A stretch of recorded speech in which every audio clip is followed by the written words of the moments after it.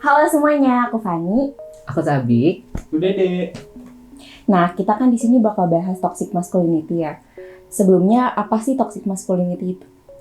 Jadi kalau ngomong-ngomong tentang toxic masculinity, yang aku tahu tuh itu semacam kayak konsep yang ngaitin kejantanan laki-laki itu dengan hal-hal yang bersifat kayak keras gitu. Terus laki-laki tuh harus bersikap dominan. Terus sama laki-laki tuh nggak boleh menunjukkan ekspresi atau emosi yang menunjukkan bahwa dirinya itu lemah. Contohnya kayak nggak boleh nangis, nggak boleh nunjukin kesedihan gitu, kayak gitu. Ya menurut aku sih toxic masculinity adalah ketika seorang cowok itu mengikuti nilai-nilai laki-laki itu secara kaku gitu, secara rigid. Jadi atau ya bisa dibilang secara ekstrim gitu. Ketika melakukan hal feminim sedikit aja langsung dikata-katain sebagai banci atau ya boti atau sebagai macam itulah gitu. Jadi harus benar-benar ngikutin nilai laki-laki itu secara ekstrim gitu. Itu sih. Oh iya, karena kalian berdua laki-laki, kalian sendiri pernah nggak sih mengalami hal tersebut? Iya, mungkin aku nggak ada pengalaman langsung ya mengalami toxic masculinity ini gitu. Tapi nilai toxic masculinity ini mempengaruhi penilaian aku terhadap diri aku sendiri gitu. Jadi misalnya aku lagi sedih atau ya ada masalah gitu, cenderung dipendam gitu. Karena kalau bercerita ya dianggap sebagai cowok lemah. Kalau kamu? Kalau aku sendiri bisa dibilang cukup sering ya, dari kecil, remaja, bahkan sampai sekarang udah kuliah pun sering banget ngalamin yang namanya toxic masculinity. Dan aku mulai dari waktu kecil dulu ya. Jadi pas aku kecil, pas umur 5 tahunan tuh entah kenapa aku tuh gampang banget nangis. Sementara teman-teman aku yang di kampung tuh kebanyakan laki-laki semua. Jadi ketika aku misalkan cengeng lah ya, bisa dibilang gitu, kita aku nangis nggak mau jadi, misalkan kita lagi kucing-kucingan terus aku jadi yang kucingnya gitu, terus aku nggak mau nangis, terus temen-temen tuh kayak langsung bilang, ah lu mah nangis itu bencong lu gitu kan.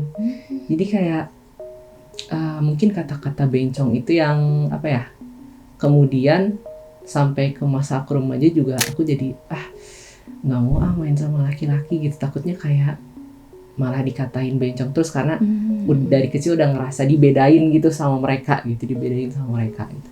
Terus pas remaja juga kebetulan aku sekolahnya karena isinya laki-laki semua pas SMP. Pas SMP tuh laki-laki semua, ya ngalamin itu juga gitu. Dikatain bencong lagi gitu karena aku sendiri nggak ikut bareng sama mereka, apa-apa sendiri gitu, nulis, baca buku sendiri gitu.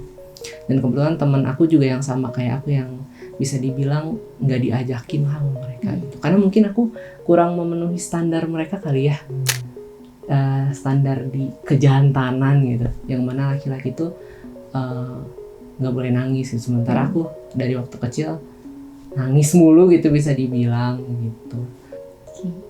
Kalau aku sih nggak pernah mengalami ya maksudnya. Tapi aku jadi keinget sama salah satu karakter dari film Jepang yang baru-baru ini aku tonton. Jadi filmnya itu judulnya kan Monster. Nah di situ ada karakter yang namanya Yori. Nah Yori itu karakter yang digambarkan sebagai anak laki-laki yang feminin. Terus dia itu lembut, dia itu positif banget dan condong bergaulnya tuh sama anak perempuan di kelas. Nah karena hal itu tuh Yori jadinya dibully dan gak ditemenin sama anak laki-lakinya gitu, sama anak laki-laki di kelas. Nah kan itu aku juga jadi concern ya sama kalau dari cerita kamu waktu umur 5 tahun juga, berarti itu jadi kayak orang tua mereka itu ngajarin, maksudnya kayak ada internalisasi nilai maskulinitas gitu nggak sih? Jadi makanya kayak anak-anak aja udah bisa bertingkah kayak gitu, udah bisa ngebully Yori kalau di film itu, maksudnya yang dianggap beda kan sama mereka gitu. Nah, selain dari pengalaman pribadi, kalian pernah nggak sih nemu bentuk toxic masculinity di lingkungan kalian, kayak di kampus atau di mana gitu? Kalau aku pribadi pernah sih, mungkin aku dulu kali ya deh jelasin.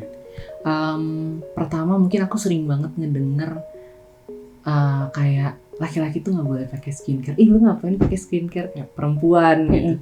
Padahal kan sebenarnya skincare itu perawatan kulit ya, produk perawatan kulit gitu. Yang seharusnya laki-laki juga boleh dong pakai skincare gitu. Terus Mungkin kayak yang selanjutnya bentuk toxic masculinity itu aku lihat ketika sampai sekarang tuh masih ada aja gitu ya laki-laki yang nyelesain masalah tuh dengan adu jotos, berantem gitu.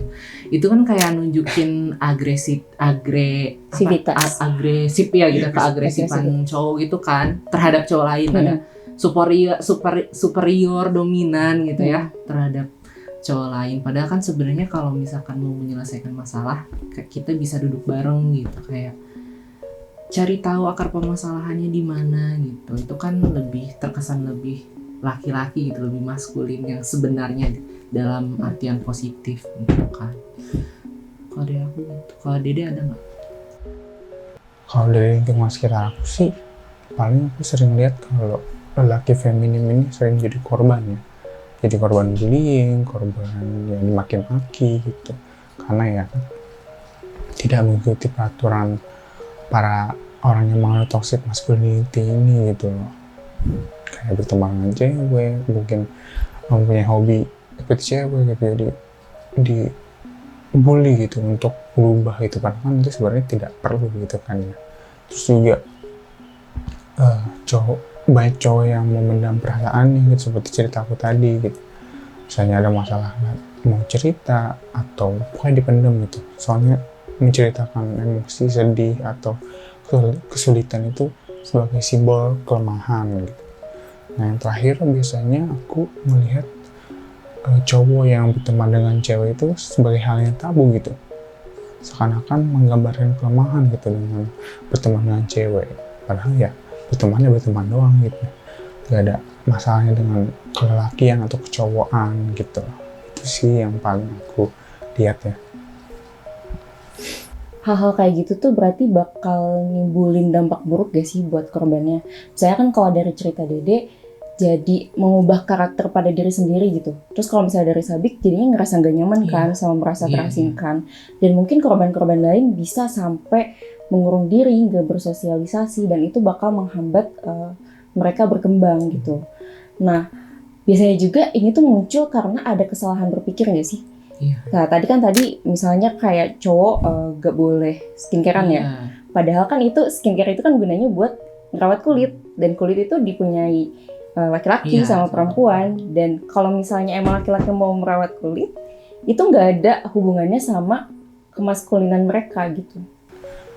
Iya setuju banget, itu emang terjadinya salah pengambilan kesimpulan gitu ya. Tapi ya mungkin pada dasarnya ini terjadi karena ada stigma dari masyarakat gitu, kalau yang skincarean itu ya biasanya cewek gitu. Jadi ketika ada cowok yang skincarean, mengambil kesimpulannya seolah dia menjadi cewek gitu, padahal kan ya udah cowok mau skincarean karena pengen sehat gitu kulitnya. Dia kurang ada kaitan gitu loh. Jadi kalau misalnya kita memperbaiki cara berpikir kita, itu bisa jadi salah satu langkah preventif gak sih biar hal kayak gini tuh nggak terjadi lagi gitu? Iya bisa. Terus sebenarnya buat ngeredus toxic masculinity juga bisa dari dalam diri kita sendiri gitu ya.